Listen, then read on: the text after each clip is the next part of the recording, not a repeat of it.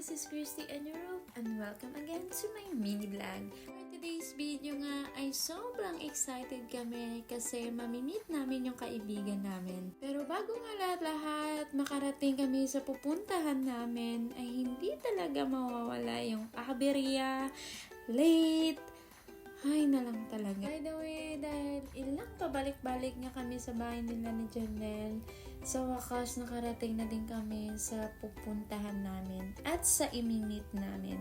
Ito nga pala yung kaibigan namin na si Hazel Joy, yung pinakamaganda sa amin. Mabait na at generous pa, lalo na yung family niya. At kasama niya nga din dito yung ate niya. Kaya sobrang thankful din kami na nagkita kami before siya umuwi ng Pilipinas. Kasi matagal-tagal na din naman na hindi kami magkikita. After nga namin magbilad sa init, ayan, dahil nagutom kami, nag-decide na lang kami na kumain na lang muna. Malapit lang din naman dito sa inupuan namin kanina. At dahil kulang nga yung drinks na sinerve sa amin kanina, buti na lang may nahanap kaming tubig dito sa daan. Safe po siya, malinis at malamig. Sobrang sarap niya kaya huwag kayong mag-alala na hindi ito malinis. Malinis po siya. Ganito po dito sa Netherlands. Sobrang sarap ng tubig nila. Makakatipid ka na, busog ka pa.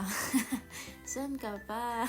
After nga namin kumain, ay ayan, naglakad-lakad na kami. And after niya, nagtingin-tingin na kami ng mga souvenirs pero wala naman kami makita. Kailangan na nga namin pumunta ng airport kasi dapat 3 hours before yung flight niya, nandun na siya.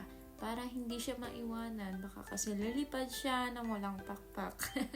Joke lang. Sobrang sarap nga lang sa feeling na natupad na namin yung mga pangarap namin. Dati, sinasabi lang namin, ay ganito, ganyan. Gusto kong pumunta dito. Pero ngayon, natupad na yung mga lugar na kung saan gusto namin puntahan.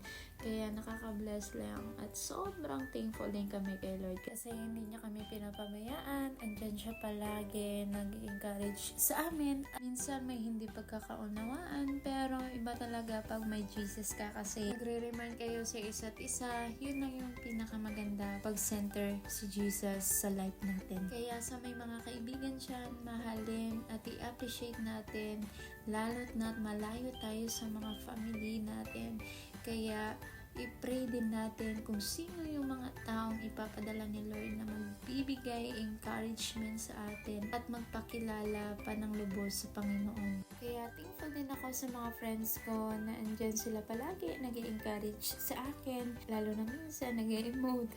Andyan sila nakikinig at nagpipray sa akin. Kaya I love you guys. By the way, natapos na nga lahat-lahat yung pag-aayos ng luggage ni Joy. Kaya pumunta na kami sa kung saan yung gate niya para ihatid namin siya.